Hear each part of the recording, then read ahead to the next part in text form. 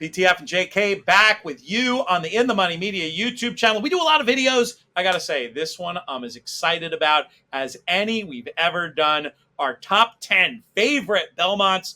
We're each going to pick 5. So obviously there'd be some overlap if we had just made one definitive list, but we're going to have fun. We did it this way. JK, kick us off. Yeah, look, my first couple are going to be very personal. Some people are going to be like, what, those two?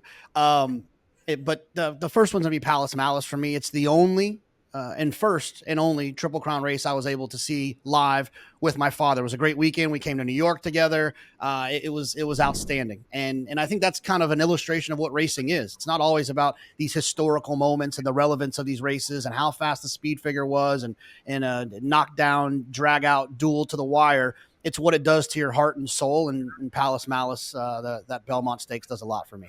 It is going to be Palace Malice and Mike Smith and the Belmont Stakes.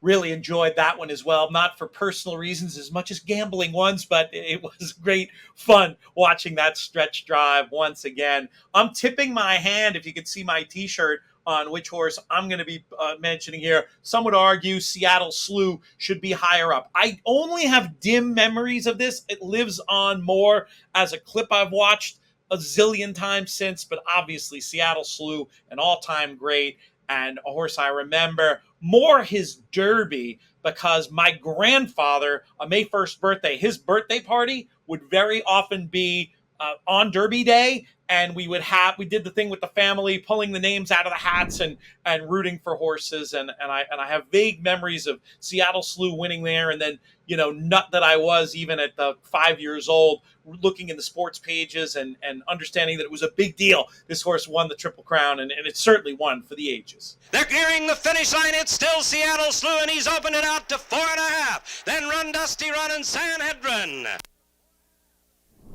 My next one, like I said, a little bit emotional and personal as well. My first time stepping foot at Belmont Park was when Drosselmeyer won, but not that day as a whole was outstanding.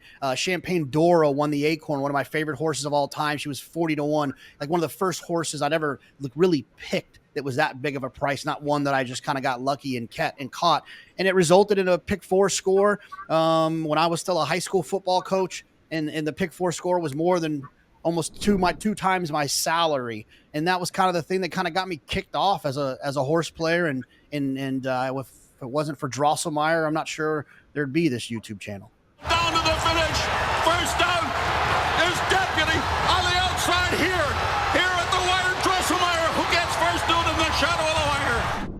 That was a great stretch run, another one that I have positive associations with. And you did so well that you came back, with whether it was the next year or the next couple of years. And I do remember on the day California Chrome was going for his Belmont Stakes win, the first day we met in person, if I'm remembering that right, not too far in the distant future. So you're not exaggerating when you say the channel might not exist without that one. But I'm going to go back to the other end of the spectrum. I started going to Belmonts in person in the mid-90s. And at one of the first Belmonts I attended, I thought from where I was sitting, maybe 3/8 pole, I thought that I'd seen a Triple Crown. I thought in front of me, real quiet, this horse was gone. He was going to make it all the way, and we were really going to have a party that night. As it turned out, Victory Gallop had some other ideas. Down the stretch they come, real quiet in front. Here comes Victory Gallop with Gary Stevens. It's real quiet to Sormo, but on the outside, Victory Gallop, too tight to call. On the inside, was it real quiet? Did he win the Triple Crown? On the outside, Victory Gallop, neither jockey indicating that they think they won it. It's one of my favorite calls from Tom Durkin. It was an outstanding one. For me, I'll get into some more that I think now have some historical meaning to them. And it wasn't necessarily that I loved this one. It's just one of the most memorable ones. And that's when Smarty Jones was beat by Birdstone. Another one of Tom Durkin's most outstanding calls, really illustrating his ability to set the stage and tell a story. And the inflection in his voice when he announced that Birdstone wins the Belmont Stakes was a perfect illustration of how over 150,000 people felt when they were sitting right there hoping that Smarty Jones was going to end the drought that will eventually have been ended. But I thought that was an outstanding race and one that really illustrates the highs and the lows of horse racing. JK, I don't want to hear you doing Durkin karaoke. Let's listen to Durkin himself. It's been 26 years. It's just one furlong away. Birdstone is an upside front. They're coming down to the finish. Can Smarty Jones hold on? Here comes Birdstone. Birdstone surges past. Birdstone wins the Belmont Stakes. This one for me is personal. We're going back to 2006.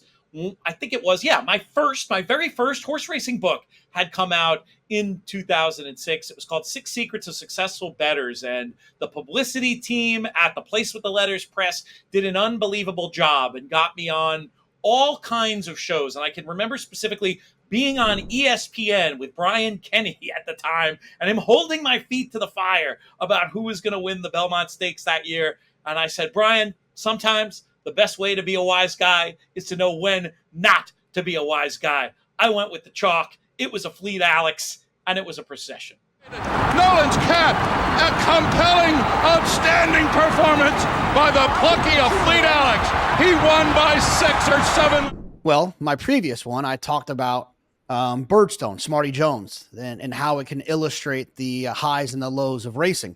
And I think for a lot of people, you started to wonder if it was ever going to happen again. Were we going to have a Triple Crown? Because it felt like California Chrome. It felt like Smarty Jones. It felt like Big Brown. It felt like lots of horses were the types of horses that could have gone on to do what eventually American Pharoah did, ending that 37-year drought. It was exciting. It was electric. I was in the Garden Terrace at Belmont Park, and it was shaking in there. I've never been in a room that was so loud and emotional.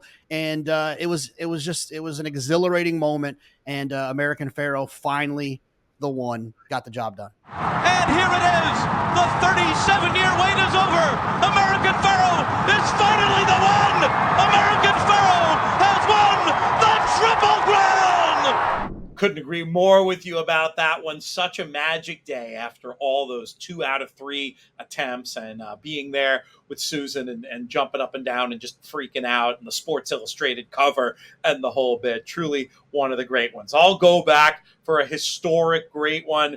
The old rivalry, Sunday Silence and Easy Goer. The Californians were feeling pretty smug after Sunday Silence won 2 of those first 3 races. And in the end, though, Easy Goer, one of the most popular New York horses of all time. You'll find old timers to this day who will make excuses for each and every one of the defeats to Sunday Silence. But there was no debating who was best in that year's Belmont Stakes. Down the stretch, and it's Easy Goer with Pat Day winning the Belmont and denying Sunday Silence the Triple Crown. Well, what's a Triple Crown favorite list if it doesn't have a filly doing something special? For me, Rags to Riches beating Curlin turning into what he turned into, one of my favorite Belmonts of all time. And I do think, without a doubt, this is definitely in my top 5 of Tom Durkin's calls. He just nailed it once again, telling the story perfectly about what was happening in this race. It was outstanding. It was great to watch Todd get one. It was great to see Johnny get one. And it was great to see Rags to Riches beating Curlin. These two in a battle of the sexes in the Belmont Stakes. It is Curlin on the inside, Rags to Riches on the outside. A desperate finish. Rags to Riches and Curlin. They're coming down to the wire. It's going to be very close, and it's going to be a filly in the Belmont.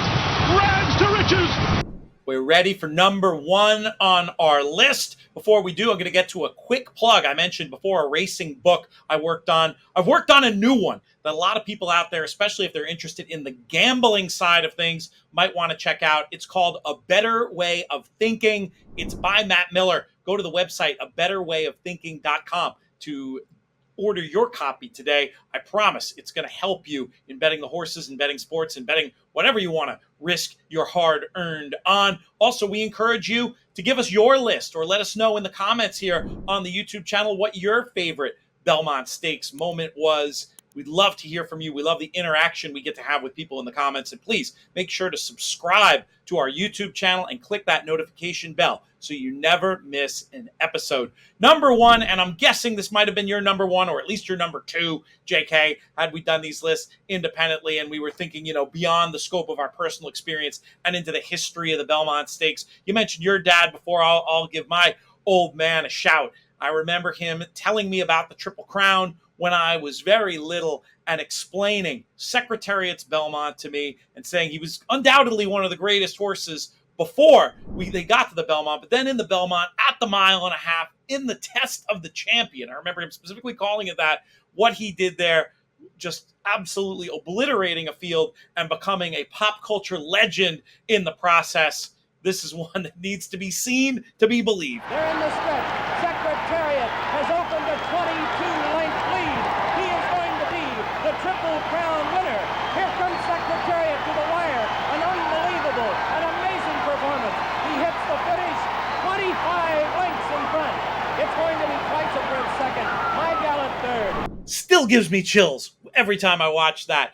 Hope you enjoyed this video about our favorite Belmont Stakes. Once again, let us know in the comments what your favorite one is. Subscribe to the channel and check back. We're going to have a ton of coverage in the run-up to this Belmont Stakes Racing Festival and beyond. For JK, I'm PTF. May you win all your photos.